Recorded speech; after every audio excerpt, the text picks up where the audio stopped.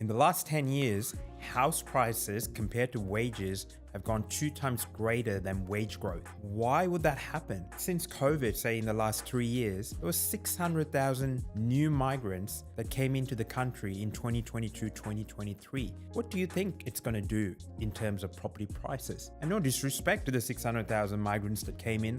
I came here into Australia in 98 as an international student. So it's actually not their problem or their responsibility that has caused the house prices to go up. It's more politics and management in the way they were brought into the country. So now we've got an issue with renters that are paying excessive rent that an Australian cannot rent a decent place for a decent price for their wage. And then you've got a housing supply shortage in which they can't keep up with the build of new properties compared to the 600,000 that came in that may want to buy into new property. And then on a separate factor, we've got the cost of living crisis caused by supply chain issues that started with the war in Ukraine and so on, so that builders are not building properties as much anymore compared to during COVID. And then we've got interest rates going up, which means it's actually costing more money to borrow for funders or builders or developers to build property. So there's so many things in play here that actually makes absolutely no sense. So I believe the governments need to pull back significantly on migration for the next few years to reverse what was done